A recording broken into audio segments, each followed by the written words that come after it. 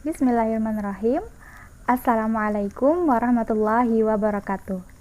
Perkenalkan, nama saya Nurun Nazmi dari jurusan Pendidikan Agama Islam UIN Antasari Banjarmasin, Lokal B, Angkatan 2019. Di video kali ini, saya ingin menjelaskan materi tentang hipotesis penelitian. Baiklah, untuk menghemat durasi video ini, kita langsung saja memulainya. Pasti teman-teman sudah tidak asing lagi mendengar yang namanya hipotesis. Dan kita juga sering tanpa sadar merumuskan hipotesis di kegiatan kita sehari-hari. Contohnya saat kita menonton film. Pernah nggak teman-teman menduga-duga apa yang akan terjadi pada tokoh utama di akhir cerita? Atau pada kegiatan sehari-hari kita? Ada banyak hal yang membuat kita sering menduga-duga tentang apa yang terjadi ke depannya. Seringkali dugaan tersebut muncul karena adanya pengalaman akan hal yang sama atau setidaknya mirip dengan kejadian yang pernah kita alami. Dalam ranah penelitian, dugaan-dugaan juga sering muncul. Nah, dugaan itu lebih sering disebut dengan istilah hipotesis. Nah, hipotesis atau ada juga yang menyebut dengan istilah hipotesa. Sekarang, mari kita ketahui pengertian dari hipotesis.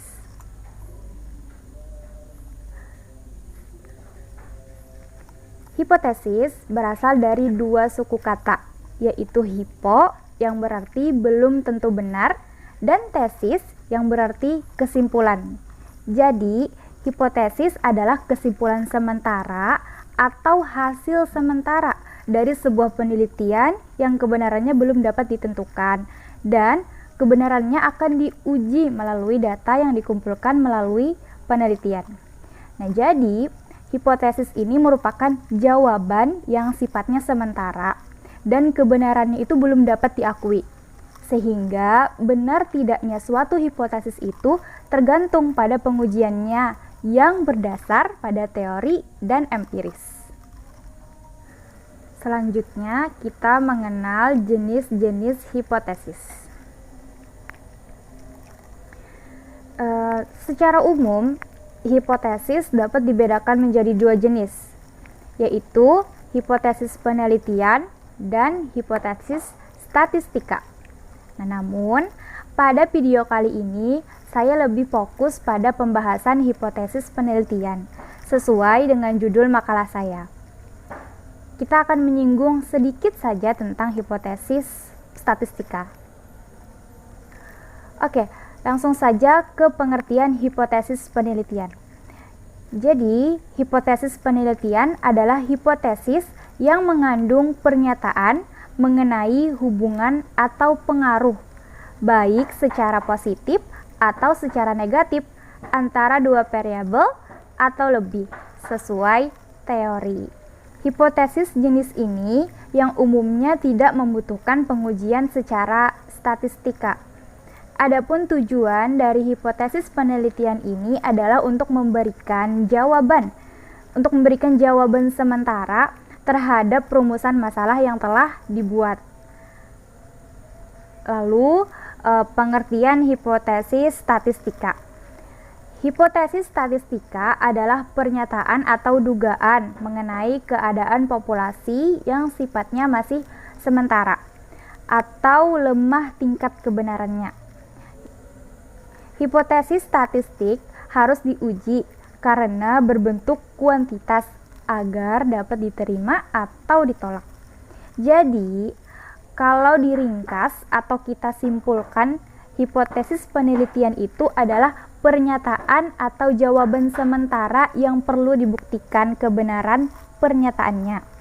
Nah, sedangkan hipotesis statistik adalah berupa notasi matematis, yaitu dugaan sementara apakah sampel yang diteliti dapat mewakili keseluruhan populasi.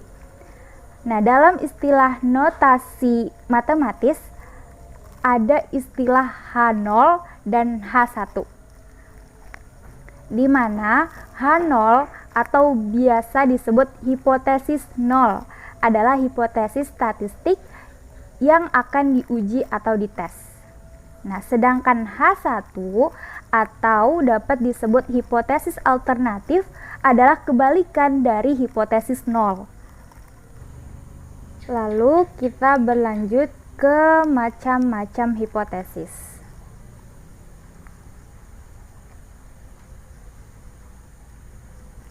Nah, terdapat 4 macam hipotesis, yaitu yang pertama hipotesis deskriptif, yang kedua hipotesis komparatif, yang ketiga hipotesis asosiatif, dan yang terakhir hipotesis kausal.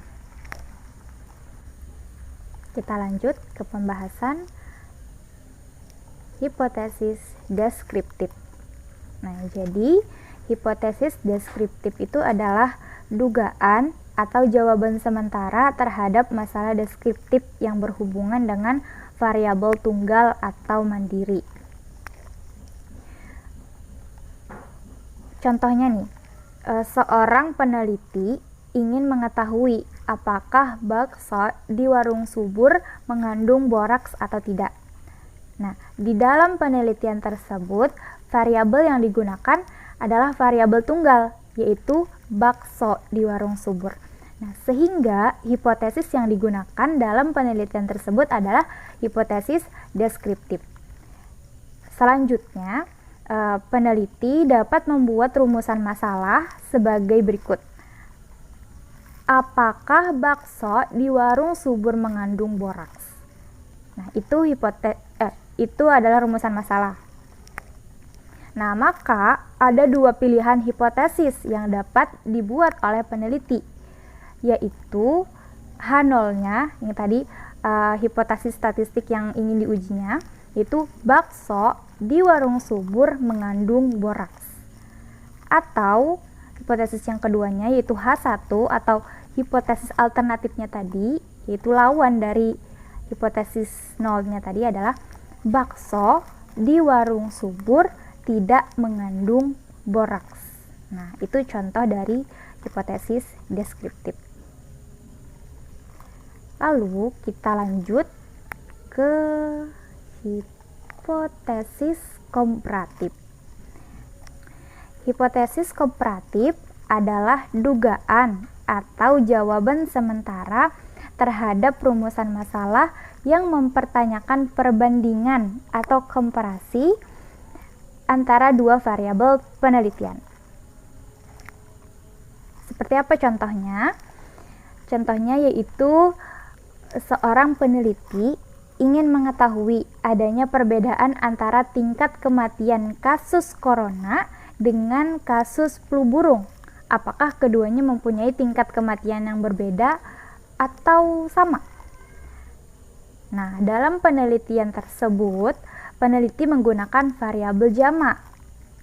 Pada variabel yang pertama digunakan untuk tingkat kematian akibat virus corona.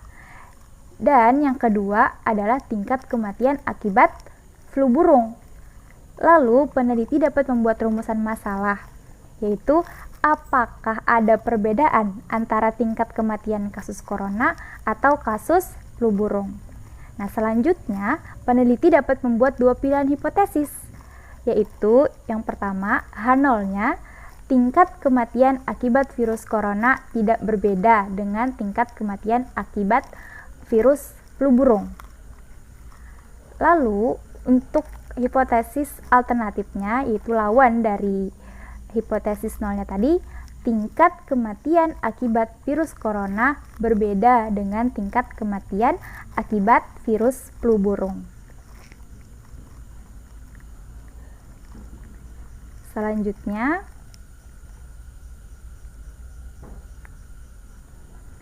hipotesis asosiatif. Nah, hipotesis asosiatif ini adalah sebuah jawaban sementara terhadap rumusan masalah yang di dalamnya untuk menjawab pertanyaan adakah hubungan antara 2 variabel penelitian. Adapun contohnya, yaitu seorang peneliti ingin melakukan penelitian tentang apakah tingkat keparahan akibat infeksi virus corona berhubungan dengan jenis kelamin penderita. Peneliti dapat membuat rumusan masalah, yaitu apakah tingkat keparahan akibat infeksi virus corona berhubungan dengan jenis kelamin penderita.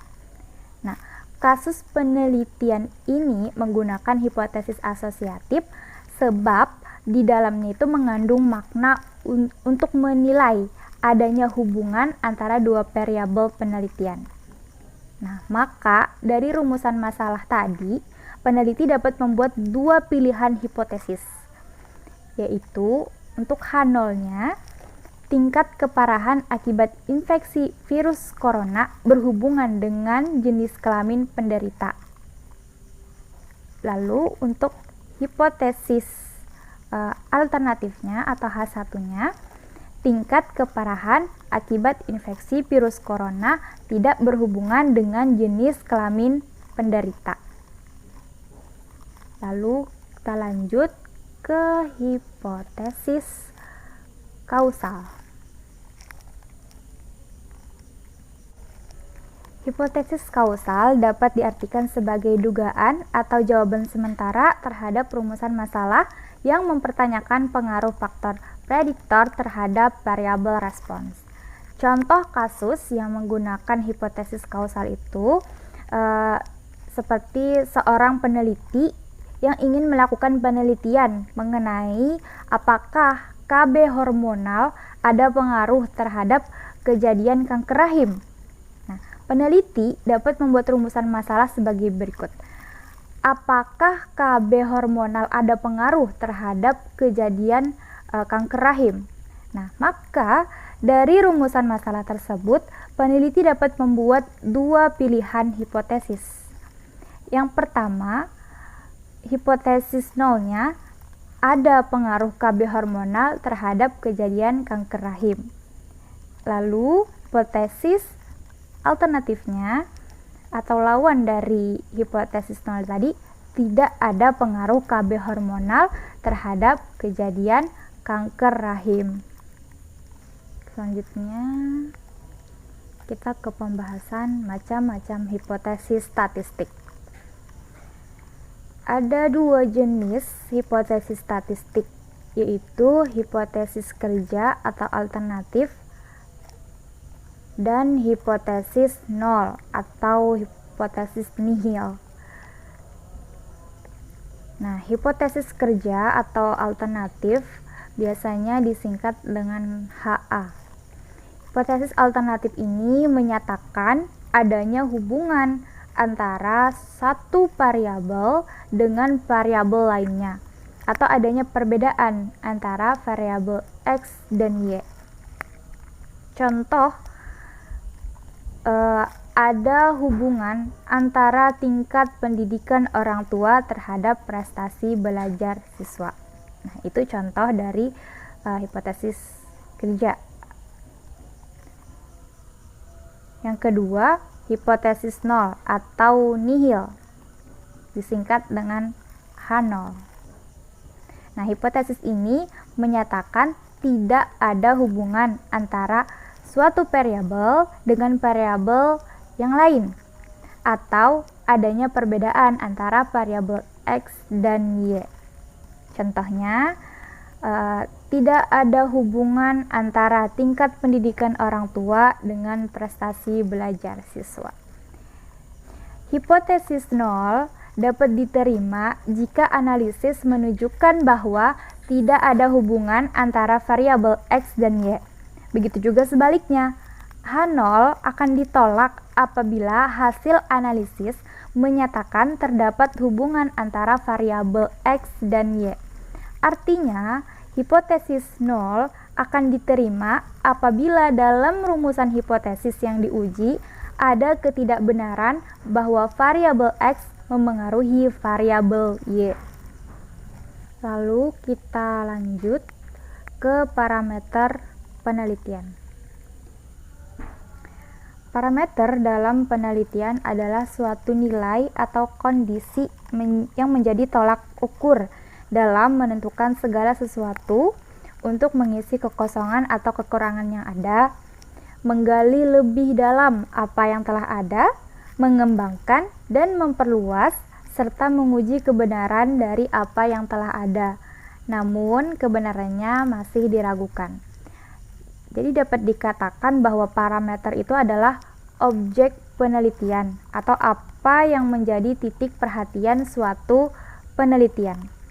Dan di antara parameter yang dapat digunakan dalam penelitian antara lain ada parameter yang diperoleh dari citra Quickbird, terus ada parameter yang diperoleh dari data sekunder, dan ada parameter yang diperoleh dari survei lapangan.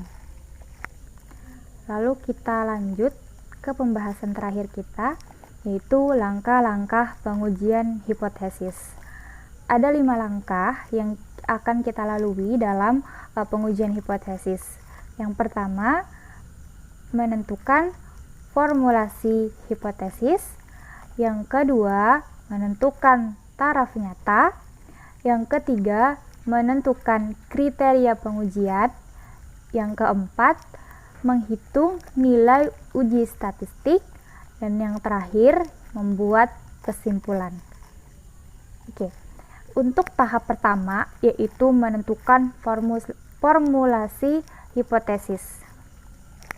Yaitu di dalam menentukan formulasi hipotesis, yang kita lakukan adalah menentukan H0 dan H1 terlebih dahulu. Tadi sudah sering kita singgung yang namanya hipotesis nol dan hipotesis alternatif. Jadi hipotesis nol itu tadi kan pernyataan yang akan diuji. Nah, hipotesis alternatif tadi adalah lawan dari hipotesis nol, yaitu yang menjadi lawan yang menjadi pernyataan ketika pernyataan H0 ditolak. Nah, jadi apabila hipotesis nol ini tidak ditolak, maka hipotesis alternatif yang akan tertolak. Nah, begitu pula sebaliknya, jika hipotesis alternatif tadi, yaitu H1 tadi diterima, maka hipotesis nol yang akan ditolak. Jadi kita harus menentukan terlebih dahulu mana hipotesis nolnya dan mana hipotesis alternatifnya atau H1-nya. Nah, lalu lanjut yang kedua, kita menentukan taraf nyata. Nah, taraf nyata ini biasanya dilambangkan dengan alfa. Taraf nyata adalah besarnya toleransi dalam menerima kesalahan hasil hipotesis terhadap nilai parameter populasinya. Nah, taraf nyata ini biasanya dalam bentuk persen. Besarannya itu ada yang besaran yang biasa digunakan itu yang adalah yang 1%, yang 5%, dan 10%. Nah, nilai alfa yang dipakai sebagai taraf nyata untuk menentukan distribusi yang digunakan pada pengujian. Misalnya distribusi normal atau distribusi Z, distribusi T, dan distribusi X2. Nah, nilainya sudah tertera dalam tabel, biasanya disebut dengan nilai kritis. Lalu lanjut, setelah kita menentukan taraf nyata, kita menentukan kriteria pengujian. Nah, kriteria pengujian ini adalah membuat keputusan dalam menerima atau menolak hipotesis nol. Caranya dengan membandingkan taraf nyata tadi nilainya yang sudah ada di dalam tabel distribusinya dengan nilai uji statistik. Jadi kita membandingkan nilai taraf nyata tadi dengan nilai uji statistik sesuai dengan bentuk pengujiannya. Lalu yang keempat, menghitung nilai uji statistik. Jadi uji statistik ini merupakan rumus-rumus yang berhubungan dengan distribusi tertentu dalam pengujian hipotesis. Statistik uji yang digunakan harus sesuai dengan hipotesis. Nah, setelah kita melakukan menghitung nilai uji statistik, langkah yang terakhir adalah membuat kesimpulan. Pembuatan kesimpulan merupakan penetapan keputusan dalam hal penerimaan atau penolakan hipotesis nol yang sesuai dengan kriteria pengujiannya. Nah, jadi hanya ada 2 kesimpulan yang didapatkan. Yang pertama, H0 ditolak. Yang kedua, H0 tidak ditolak. Nah, H0 ditolak karena sampelnya memiliki cukup bukti untuk menolak H0 tadi. Lalu yang kedua, H0 tidak ditolak karena sampel tidak memiliki cukup bukti untuk menolak H0. Jadi kesimpulannya hanya ada 2, H0 ditolak atau H0 tidak ditolak. Nah, sekian penjelasan materi tentang hipotesis penelitian tadi. Mohon maaf apabila terdapat banyak kesalahan di dalam penjelasannya karena saya pun masih dalam tahap belajar. Saya akhiri. Wassalamualaikum warahmatullahi wabarakatuh.